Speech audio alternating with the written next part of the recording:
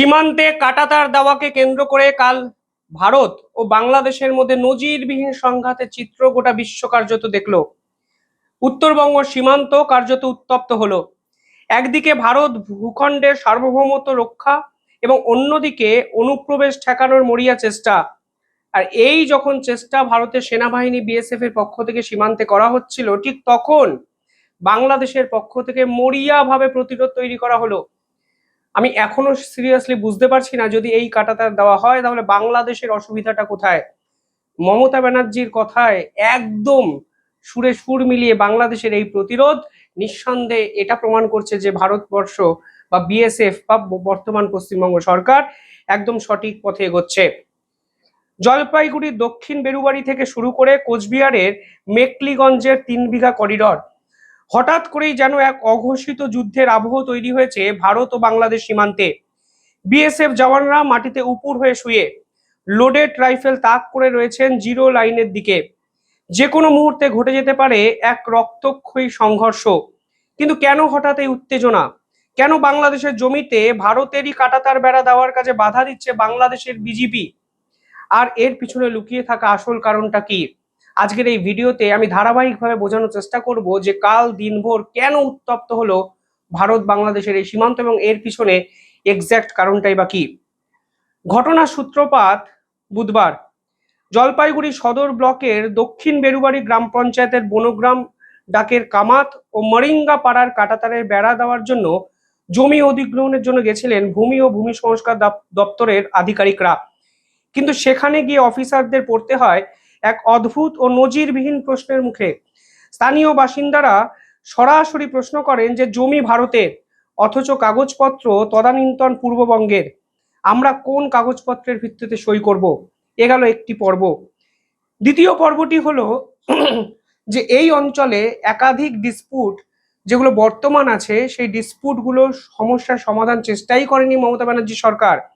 দেশভাগের পর কয়েক দশক কেটে গেলেও আজও সীমান্তের বহু ভারতীয় বাসিন্দাদের জমির দলিল ও নথিপত্র রয়ে গেছে পূর্ববঙ্গের বা পূর্ব পাকিস্তানের আমলের।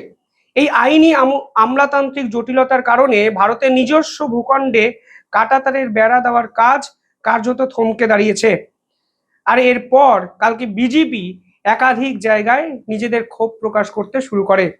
বেরুবাড়ির এই জটিলতার রেশ কাটতে না কাটতেই শুক্রবার এক চরম উত্তেজনা তৈরি হয় সীমান্তে, স্পেশালি কোচবিহার জেলার মেকলিগঞ্জ সংলগ্ন জিরো পয়েন্টে।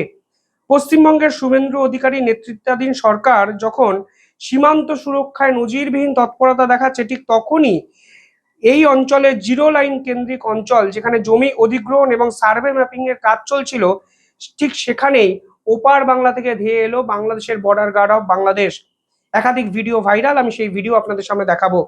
বাংলাদেশি গ্রামবাসী এবং বর্ডার গার্ড বাংলাদেশ ভারতীয় আধিকারিকদের কাজে বাধা দেয় এবং কাজ বন্ধ করার হুমকি দেয়।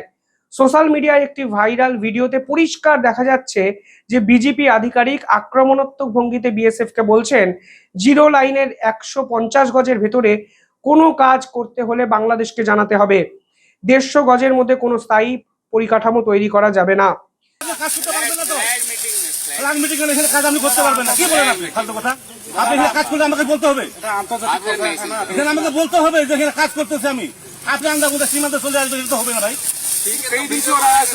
আমার কথাটা কাছে, আমি যদি এখানে কাজ করি আপনাকে অবশ্যই অবগত করবো আমি। আর আপনি এখানে কাজ করলে 150 গজের ভিতরে আপনি করেন, আমি কিছু বলবো না আপনারা। কিন্তু 150 গজের ভিতরে আপনার কাজ করলে আমাকে জানতে হবে, আমাকে বলতে হবে। আমি অন্যায় বলছি ভাই, আপনি বলেন।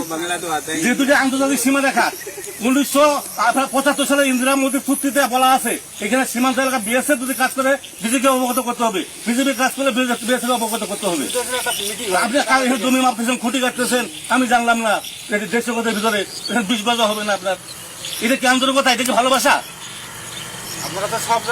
আপনি করেন কাজ, আমার কথা আপনি কাজ করেন, কিন্তু আমাকে তো বলতে হবে আপনার। আমি এখানে জমি মাপতেছি, কে করতেছি।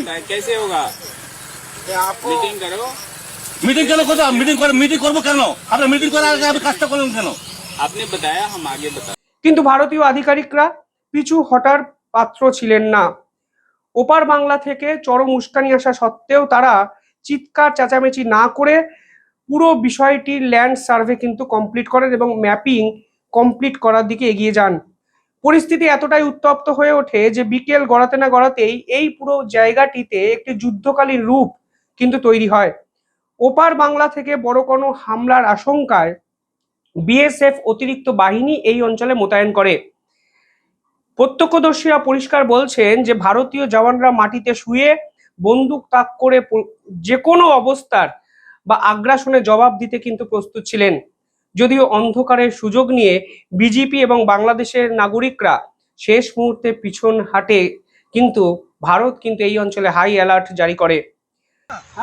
আমি বলছি দেশ সংবাদের ভিতরে আমার কাজ হলো বলছি একদম মুখ সামনে কথা বলবা। আপনি কামনে সিভিল মুখ সামনে কথা বলবা বলছি। আপনি বলছেন না ফালতু কথা বলবা। আপনি কথা বলবেন দেশ তুমি কে এখানে? তুমি কে? তুমি কে? তুমি কে এখানে? তুমি সীমান্তে কে? তুমি কে এখানে? এখানে দেশের কথা বলবে বিজেপি কথা। তুমি কথা বলবে কেন? আমাদের জমি কি হইছে? তুমি কে? ল্যান্ডের লোক আপনি কি আছে না? তোমাকে শুনে সীমান্তে আসা অনুমতি দিতে কে? আমরা কিছু বলছি না। না কেন তুমি এই কথা বলো কেন? যে তুমি কে? তুমি যে মানে তুমি কে এটা বলো? হ্যাঁ লাইন তো আপনি বলছেন। আপনি অবশ্য যে কার কি এটা দাঁড়িয়ে আছেন না। আমি আপনার ভূমিতে গেছি। আমরা আপনার ভূমিতে যাই। আমি তো জানি আপনি সিভিল লোক এখানে কেন? আপনি এখানে বিএসএফ দ্বারা থাকবে। আপনি সিভিল লোক এখানে কেন? আমাকে প্রশ্ন করুন। আপনি সিভিল লোক কি জন্য আসছেন? বলেন না। গভর্নমেন্ট হলো আগে বিএসএফ এর সাথে আমার বুঝাপড়া হবে তারপর। আগে বিএসএফ এর সাথে আমার বুঝা হবে তারপর। বিএসএফ থাকবে বিএসএফ কমান্ডিং। এরপর আসা যাক আসল সমস্যায়। ভারত ও বাংলাদেশের এই যে সীমান্ত, তা টোটাল দৈর্ঘ্য হলো 4156 কিলোমিটার। এর মধ্যে পশ্চিমবঙ্গেই রয়েছে 2216.7 কিলোমিটার। এই আন্তর্জাতিক সীমান্ত জুড়ে রয়েছে নদী, জঙ্গল এবং ঘন জনবসতি। পশ্চিমবঙ্গের মোট সীমান্তের প্রায় 300 থেকে 400 কিলোমিটার জায়গা এখনো সম্পূর্ণ বা আংশিক বেড়াহীন। এর মধ্যে উত্তরবঙ্গের মালদা, দক্ষিণ দিনাজপুর, জলপাইগুড়ি, কোচবিহারের বিস্তীর্ণ অঞ্চল যেমন রয়েছে, ঠিক তেমনই দক্ষিণবঙ্গের সুন্দরবন ও নদীয়ার নদী সীমান্ত রয়েছে। আর এই সীমান্তবর্তী অঞ্চল এখন ভারতের সুরক্ষার জন্য অতিরিক্ত থ্রেট তৈরি হয়েছে এবং তা মাথা ব্যথার কারণ। আজকের দিনে দাঁড়িয়ে রাজ্য সরকার এবং কেন্দ্রীয় সরকার পরিষ্কারভাবে সিদ্ধান্ত নিয়েছে যে এই অঞ্চলে অনুপ্রবেশকারী সমস্যা, মানব পাচার, আন্তঃসীমান্ত সোনা এবং গবাদি পশু চোরাচালান সম্পূর্ণ বন্ধ করতে গিয়ে এই উন্মুক্ত সীমান্তগুলোকে যুদ্ধকালীন তৎপরতায় কাঁটাতার দিতে হবে। আর এখানেই তৈরি হয়েছে ভূ রাজনৈতিক দ্বন্দ্ব। 1984 সালের ইন্দিরা গান্ধী এবং মুজিব চুক্তি অনুযায়ী পরবর্তীকালে সীমান্ত ব্যবস্থাপনা নির্দেশিকা অনুযায়ী জিরো লাইনের 150 গজের মধ্যে সাধারণত কোনো স্থায়ী প্রতিরক্ষামূলক কাঠামো তৈরি করা যায় না, যদি না দুই দেশের মধ্যে পারস্পরিক সমঝোতা থাকে। ভারত যখনই নিজের সীমান্তে অনুপ্রবেশ রুখতে কাঁটাতারের বেড়া দিতে চায়, বাংলাদেশ তখনই এই 150 গজের আন্তর্জাতিক নিয়মের দোহাই দিয়ে বাধা সৃষ্টি করে। কিন্তু প্রশ্ন হলো, কাঁটাতার কোনো সামরিক বা আক্রমণাত্মক কাঠামো নয়, এটি স্রেফ সুরক্ষামূলক একটি ব্যবস্থা। তাহলে কেন বাংলাদেশের পক্ষ থেকে এই সুরক্ষামূলক ব্যবস্থা নেওয়ার জন্য তারা বারবার ভারতের বিপক্ষে অ্যাকশন নেওয়ার কথা বলে এবং হুমকি হুঁশিয়ারি দেয়? এখানে বাংলাদেশ কি চায় না যে এই সীমান্ত সুরক্ষা থাকুক? বা বাংলাদেশ কি চায় না যে অনুপ্রবেশকারী ইস্যু, যে ইস্যু যুগের পর যুগ বেঁচে আছে কোনো রাজনৈতিক বদান্যতায়, তার একটা চিরস্থায়ী সমাধান হোক? কাঁটাতারের বেড়া দিলে বাংলাদেশের এক্স্যাক্টলি সমস্যাটা কোথায় হবে? কেন তারা হঠাৎ করে 1974 সালের এই ঐতিহাসিক চুক্তিকে বারবার টেনে এনে বিএসএফ এর কাজে বাধা সৃষ্টি করে? সেটাই কিন্তু এই মুহূর্তে সব থেকে বড় প্রশ্ন। জলপাইগুড়ি বা মেখলিগঞ্জের এই সাম্প্রতিক স্ট্যান্ড অফ আমাদের মনে করিয়ে দেয় যে সীমান্ত সুরক্ষা কেবলই কোনো কাগজের চুক্তি নয়, এই মাটিতে দাঁড়িয়ে লড়াই করা এক কঠিন বাস্তব। প্রাথমিকভাবে বিএসএফ আমাদের বাংলার বা তৎকালীন মমতা ব্যানার্জি সরকারের পক্ষ থেকে বাধা পায় এবং এখন তো বাংলাদেশের পক্ষ থেকে সরাসরি বাধা দেওয়া হচ্ছে।